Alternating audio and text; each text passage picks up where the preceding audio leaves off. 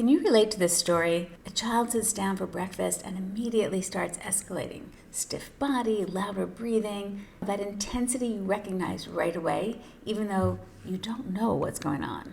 In this particular story, the boy's mom asked, "What's going on? What happened? What do you need?" And he finally managed to say, "Not this bowl." She was still a little bit in the dark. She thought maybe he meant the food or the texture, or maybe the bowl was dirty. It took a few more repetitions before she realized he meant the color. He needed the red bowl, not the blue one. And until that mismatch was resolved, he absolutely could not shift. I've worked with hundreds of parents of autistic kids, and I've lived this way with my own son. So I know exactly how confusing and overwhelming these moments can be. You can feel the pressure rising for both of you, and nothing you say seems to help. You start mentally running through your playlist of calm parent strategies and then realize you're out of tracks.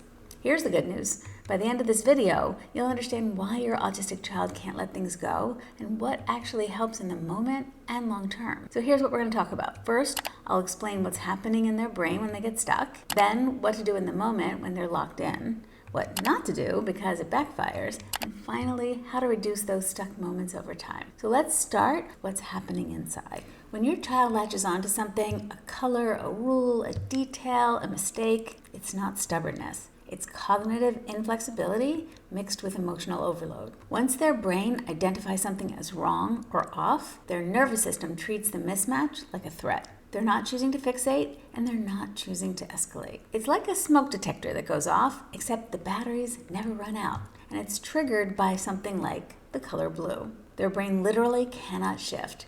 The mental gear is jammed.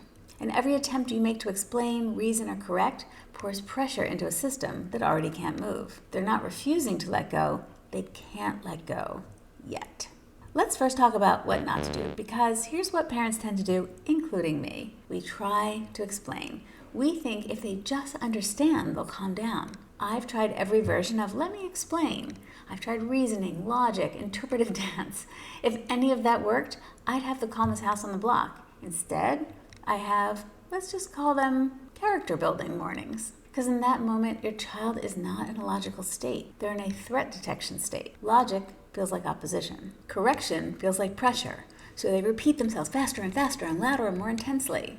Not because they're trying to win, but because their nervous system is screaming, "I can't handle this, stop pushing." So now let's get to what to do in the moment. So step one is acknowledge the stuck point without minimizing. We can start with validation, not reassurance and not logic, but validation, such as, "You're having big feelings, maybe because the bowl feels wrong, that makes sense," or "It's hard for you when something isn't the way you expected." The idea here is to lower the internal alarm, not by telling them that what they're feeling is wrong, but by saying, "I see you, I see what you're struggling with." One quick note about putting words in their mouths or naming their feelings. Some kids are very sensitive to being told how they're feeling. In that case, it's really important to just say, "having big feelings." Sometimes they'll push back anyway. "No, I'm not. I'm having little feelings," or whatever they say. But it is important to be sensitive to naming what they're feeling, because we could be wrong.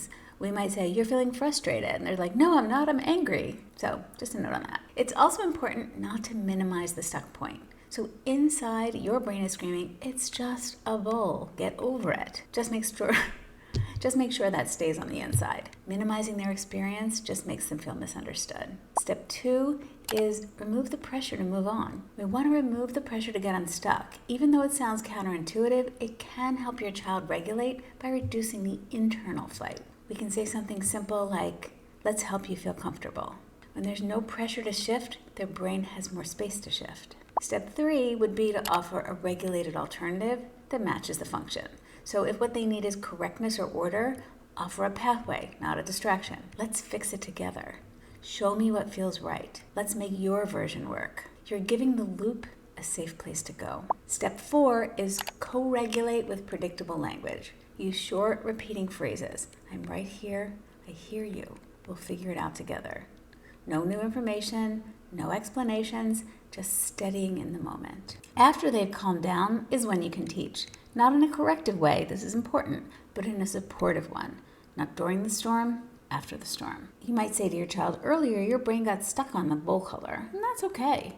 But next time, if you can, maybe you can tell me, "I need the red one," and we'll figure it out together before you get that upset. You're building pathways their brain can access next time. You're not correcting them. You're not telling them they were wrong for doing it. You're helping them problem solve, see another way to handle it. Now let's talk about prevention strategies. First, you do your best to offer predictability with clarity, not rigidity. We don't want to always promise sameness because we don't have control over most things, right?